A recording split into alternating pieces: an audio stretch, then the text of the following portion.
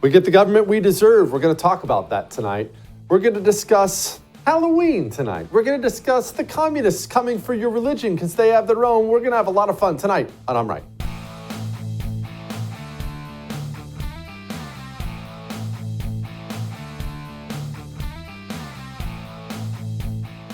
I want to talk first about the election. Let's do an election talk. Because let's be honest, this is a critical election. This election, it matters for you and your life, for me and my life. And maybe right now, you're hearing my words and you're seeing that little 2024 thing we have up on the screen and you're saying, yeah, we got to beat Joe Biden. I didn't say presidential election, did I?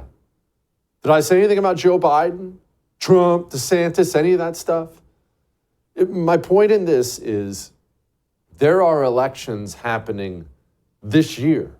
There are elections happening right now. I'm not waiting around for 2024 for them to throw Trump in prison and steal the election for Joe Biden or Gavin Newsom. We'll get to that in a minute. I'm not waiting around for that.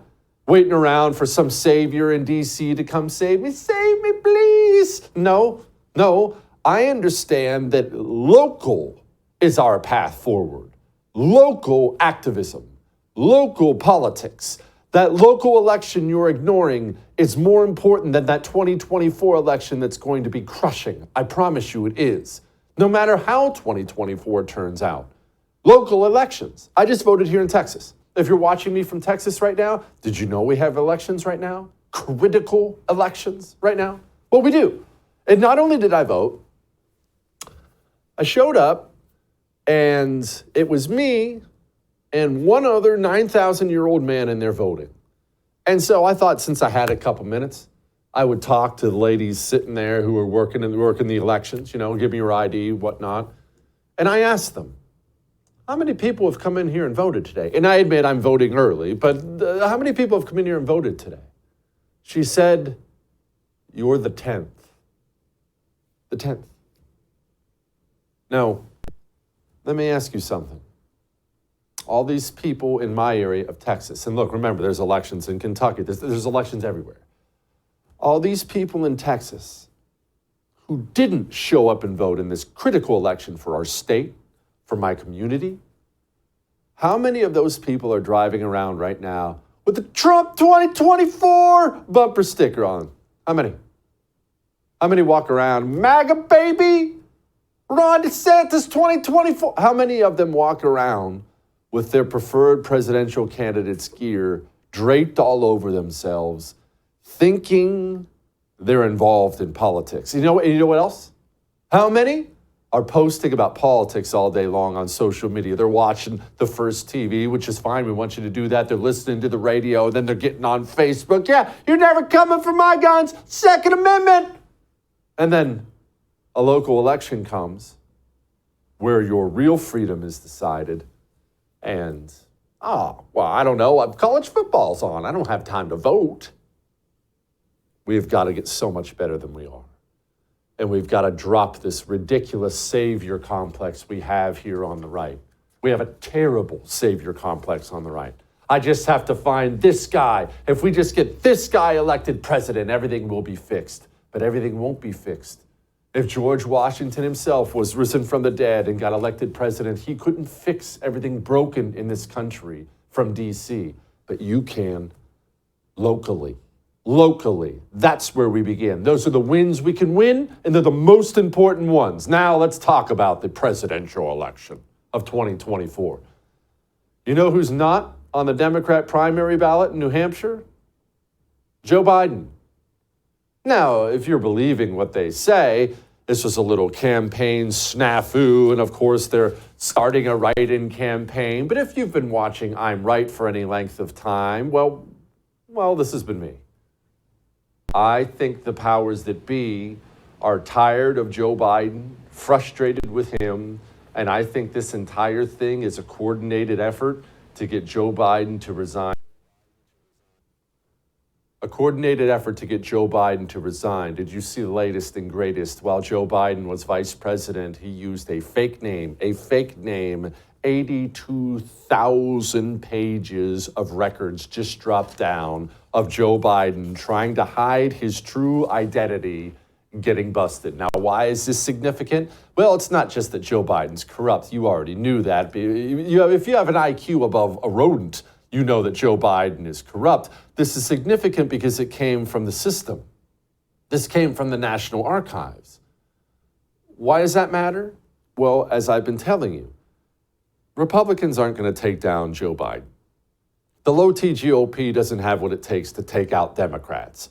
The only people who have the commitment and viciousness necessary to take out Democrats are other Democrats. That's the only way it's ever worked. Andrew Cuomo is no longer governor of New York. Republicans didn't do it. Democrats did that. AOC is a member of Congress. Why? Because she took out another Democrat. Only Democrats do this. Joe Biden is in serious political trouble because the system wants him gone. My goodness, how hackish and pathetic is 60 Minutes? We all reference it now like it's The View. That's how much of a ridiculous program it is. That's how much of a left-wing commie rag it is. Did you see 60 Minutes interrogating Dome over the weekend? We were talking to some Democratic donors, and they have told us that should something befall President Biden and he is not able to run, that there would be a free-for-all for who would run as president. You are in the spot that would be unnatural for you to step up, but we're hearing from donors that they would not naturally fall into line. Why is that? Well, first of all, I'm not going to engage in that hypothetical because Joe Biden is very much alive and running for re-election. Ouch. The system is coming for Joe. They're going to bounce him out. And who's going to replace him? Well, the guy who's over there in China running over Chinese kids. I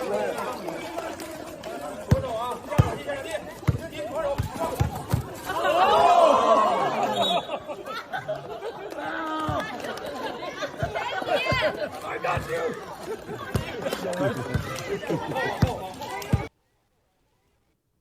Yeah. All that may have made you uncomfortable, but I am right.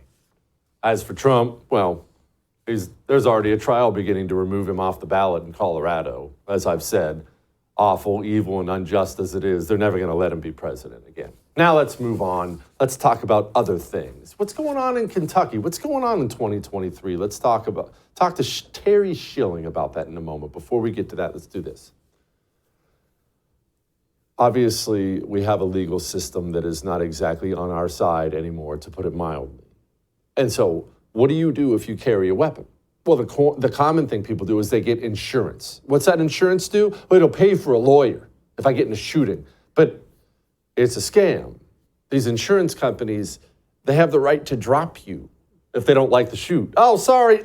Yeah, we're not involved. No, thanks. You don't need insurance. You need an attorney, one on retainer. That's what Attorneys for Freedom is. Go get an attorney 24 hours a day, 7 days a week. Normal people like you have an attorney if, God forbid, something happened. Right now, $50 off.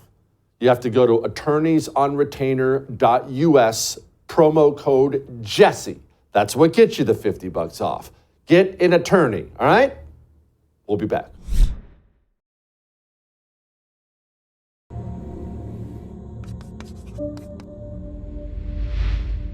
Our diversity is our strength and our unity is our power as a nation. Hi, I'm Major Rachel Jones, and what Pride means to me is celebrating that diversity is our strength as a nation and as an army. We believe our diversity, our differences, when joined together by a common set of ideals, makes us stronger. Who we are as Americans, embodying the simple truth that our diversity is the strength of this nation. No, it's not. Diversity's death. That's what it is. It's the death of everything. As soon as you prioritize something that's not important, whatever you're doing will die, slowly but surely. Joining me now, a professor, Professor Nicholas. Is it Giordano? Is that how I say that? I don't want to mess it up, Professor. You got it. Professor Giordano, Higher Education Fellow at Campus Reform. Professor, is diversity our strength? No, that's a myth. And unfortunately, it's a myth that's been going on for too long. What our strength is assimilation. The reality in America is that there's nothing that really links us together. We're a whole bunch of different people from different places that come together to create one nation. We don't have 2,000 years of recorded history. We don't have one shared culture and customs and traditions. And so we have to figure out a way. How do we link this society together, make it work and coexist together? Because if you look at any other society, slight variations leads to warfare, leads to attacks on each other. Here in the United States, we've made it work by understanding that we have a melting pot that people go through. They assimilate to American culture, shedding some of their previous culture, and adopt American political philosophies. The appreciation for concepts of liberty and freedom, the appreciation for capitalism, the appreciation for individualism, that we are in control of our own destiny, and the concept, the all-important concept of limited government that we've long forgotten about. Now, you have to assimilate into the culture in order to appreciate America. What we've seen with this diversity is our strength nonsense is that's a tribal society. You create these groups, and then these groups end up going after each other, and we're witnessing that today.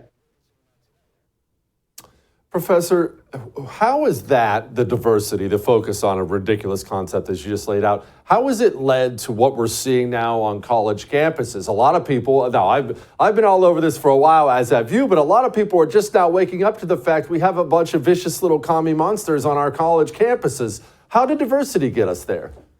Yeah, well, I can't believe that people are shocked by this. At Campus Reform, we've been warning about this for well over a decade, and unfortunately, people weren't paying attention.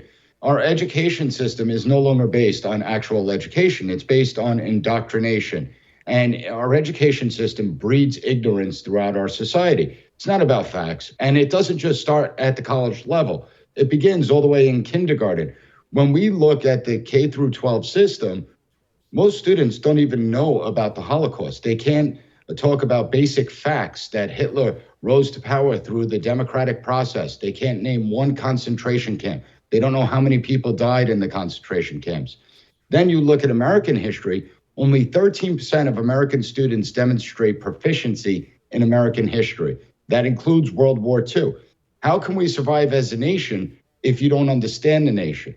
And as they go through this failed education system, they're then bombarded with messaging of anti-Americanism, anti-Western civilization, anti-Semitism, and that makes it very easy at the college level to indoctrinate students when they don't have a foundation and an education. They can't critically think for themselves. They can't problem solve. It leaves them open to the messaging and the indoctrination that's taken place. That's why it's so radicalized on these campuses. Professor, one of the things that concerns me greatly is our elite college campuses, the Harvards, the Yales, the Cornells, NYUs, these types, the kind of schools I could never get into, the kind of schools that produce our leaders in this society, and they're a disaster. Either they're getting China money, they're getting billions from the Arab world, and these are the universities that are the most radical, and that's not an accident, is it? No, it's not an accident. We put out a report of billions of dollars being transferred from governments like Saudi Arabia, Kuwait, Qatar, the United Arab Emirates, and the big one, obviously, is China. They've been able to infiltrate our college campuses. And we know about the sophistication of the Chinese apparatus with their influence campaigns. When it comes to the Arab governments, we don't know a lot about where this money is flowing to, what's the intended purpose for it. And that's something that Congress should be looking into. I mean, I held a security clearance for years, and I had to report every single time I had contact with a foreign national. These colleges and universities don't have to report the contact, what the money's going to, what's the intent behind it. And we don't know if some of this money is hitting these student groups that are essentially calling for a second genocide. These are not Palestinian protests. These are pro-Hamas protests. They're supporting a terrorist organization. And you see the Marxists fusing with the Islamists, and that's the conditions that we're in. And you're right, every American should be terrified because these are the future leaders, right? These are the future policymakers, doctors, lawyers, industry leaders. And so where are we headed as a society? And as our nation declines, well, just look at the education system. It directly correlates. The failures in education directly correlates with the death of a nation. Why the crossover with the Islamists, the jihadi lovers, and the American communists? All those kids who were at the Black Lives Matter rallies, the Antifa rallies, they're all the same kids now at the Hamas-loving rallies. What's so appealing? Yeah, apparently Jewish lives don't matter. That's what we're witnessing on these college campuses. But it's because everything is based on emotional arguments. And we don't use reason, logic, or even common sense anymore. I mean, if you ask the majority of these students that are protesting, when did Palestine become an official nation state? Most will say off a random date, yet Palestine was never an official nation state. Palestine didn't exist. It was Israel. Then it turned into the land of Palestinians through the Romans, and Jews were referred to as Palestinians up until the early 20th century. Yet they don't know these basic facts to understand it. They don't know that the Arab governments invaded Israel not to free Palestinians, but to take over the lands for themselves. And so it really is remarkable. If you challenge them, they can't answer questions, but they're driven by emotion. And that's what our education system has done. It's not about facts anymore. It's about using emotion to push a political agenda. And they've done a good job of that, as we're witnessing. These are not small protests going on college campuses. Now, here's the crazy part. If you protest in support of conservatism or limited government, you're going to be relegated to some obscure part of campus in one of their free speech zones, because your protest in support of limited government or conservatism can trigger other students. Yet here we actively have students calling for the annihilation of Israel, and yet they get to protest wherever they want on the college campus. Truly remarkable. Do you think parents are starting to wake up to the poison on college campuses now? Look, when I was a kid, I even went to college for a year, and of course I failed out before I joined the Marines, but that's how I was raised. That's how everyone my age was raised. You got to go to college. You got to go to college. Is that going away? Yes, I think that's actually gone. That was a myth that in order to live a successful life, you need to go to college, when the reality is there's actually alternatives where you could be just as successful and not have to spend $150,000 getting indoctrinated, whether it's two-year schools, whether it's trade schools, whether it's starting your own business. But parents have woken up, because what they see is they invest all their money in this education, and then when their kids graduate, they can't get a job.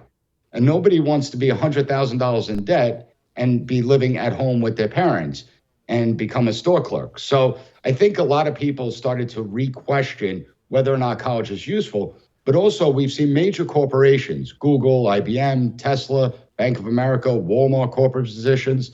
We reported at Campus Reform how they have done away with the 4-year degree requirement for a lot of positions. States like New Jersey, Philadelphia, Pennsylvania, and Virginia have also moved away from 4-year degree requirements, because the education system is not properly training students to be productive citizens, to critically think and problem solve. And so there's going to be less value for this piece of paper that people are receiving. And now that the donor class has finally woken up, you thought it would have came about when they were pushing anti-Americanism, but they finally woken up where they're not going to be contributing the money anymore. They've already threatened to stop the donations. That will get the attention of the administration of these institutions, and it will force them to change their behaviors. Yeah, let's hope so. Professor, thank you so much. I appreciate it. Thank you for having me. All right. We're going to lighten the mood coming up next. In honor of Halloween, I'll go through the various stages of Halloween. Before we get to that, let's do this real quick. Look, we brought it up at the beginning, the debt and the money and the $776 billion in just the last 3 months of this year alone. You know what's coming. Everyone knows what's coming. You heard Terry Schilling earlier in the show. The elites know what's coming. Everyone knows the bill is coming due. So what can we do? I can't control the money supply. You can't. What can we do? We can take steps to protect ourselves. That's all we can do. That's what gold or silver is. Owning gold or silver coins. I don't care which one. But get some precious metals in your physical possession. Oxford Gold Group, they ship it right to your home. All anonymous, all insured. You don't need a bank vault. It's not gold bars. It's just coins. Lasting value these people can't possibly destroy. They'll also get it in your retirement to make sure your retirement is not wiped out. and they make it all really, really, really easy. Go to jessekellygold.com, all right? jessekellygold.com is your one-stop shop for all that. We'll be back.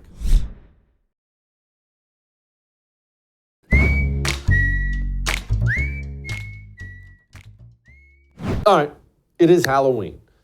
Happy Halloween, everybody. And I was thinking about this over the weekend, about Halloween. And let me tell you what prompted me to think about it. I'm 42 now. I was actually looking forward to it. Why? Well, no, I'm not dressing up and going trick-or-treating, but I was looking forward to handing out candy, all the neighborhood kids coming by. I was looking forward to it, and it occurred to me that you really do go through stages when it comes to Halloween. And these are the stages that, I mean, look, I'm rough on the years, but this is pretty close to it. First of all, and this is going to hurt for the ladies. I'm sorry. But the baby's born right up to the age of 2-ish. That baby doesn't care about the stupid Halloween costume you put on them. It means nothing to them whatsoever. Nothing.